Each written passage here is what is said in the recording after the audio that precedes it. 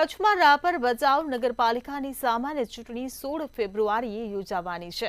ચૂંટણીની જાહેરાત સાથે ભચાઉમાં અનુભવીઓના માર્ગદર્શન હેઠળ યુવાનો સજ્જ છે અને લોકોના વણઉકેલ્યા પ્રશ્નો ઉકેલી શકે તેવા ઉમેદવારોને ચૂંટી કાઢવા માટેના પ્રયાસો તેજ કરાયા છે।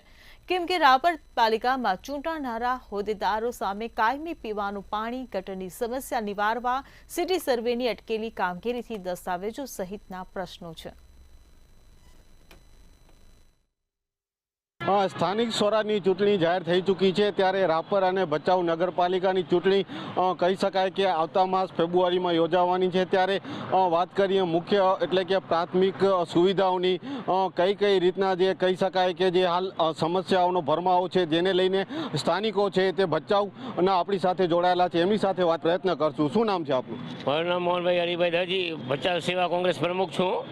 અને મારો મુદ્દો તો એક જ છે કે આજે પ્રેસ દ્વારા જે બનાવ્યો છે ભાજપ સરકારે, તેની અંદર 2 કરોડ ને 36 લાખની ખર્ચ કર્યો છે, તે છતાં કોઈ ઉપયોગ નથી। કારણ કે 2 કરોડ ને 36 લાખ રૂપિયા તો પાણીમાં જ ગયા અને હવે ફગાવશે એટલે એનો બીજો ખર્ચો આવશે, એમાં પણ બીજી કમાણી ભાજપ સરકાર કમાશે, બરાબર ને?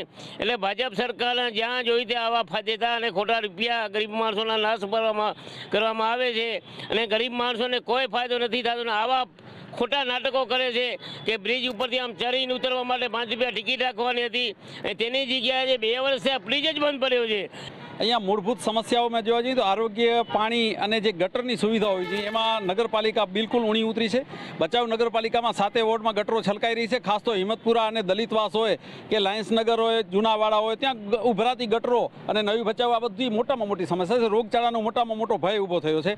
પ્રવાસ માટે જોવા જાય તો આ કચ્છનો મુખ્ય દ્વાર કહેવાય છે અને અહીં જે ટોયલેટની સુવિધા તો લગભગ છેલ્લા 10 વર્ષ ત્યાં નથી અને ખાસ એની સુવિધાની તો જરૂર જ છે, કારણ કે પ્રવાસીઓ જે પણ આવે છે તે અહીં જ ચા પાણી નાસ્તો કરે છે અને સામે જ બસ સ્ટેશન છે, એટલે એ સુવિધાનો તો લગભગ 10 વર્ષથી અભાવ છે અને નગરપાલિકા તો આજ છેલ્લા 2 વર્ષ ત્યાં મામલેદારના હાથમાં શાસન છે, એટલે કોઈ કામગીરી બાબતની તો છે જ નહીં કોઈ। જે રીતના હાલ કહી શકાય કે જે સ્થાનિક સ્વરાજની ચૂંટણી ને હવે કહી શકાય કે ગણતરીના દિવસો છે, ત્યારે કહી શકાય કે મતદારો છે એમનો રૂઝાવ કઈ બાજુ હશે તે જોવાનું રહ્યું। મહેન્દ્ર મારું, મંતવ્ય ન્યૂઝ, કચ્છ।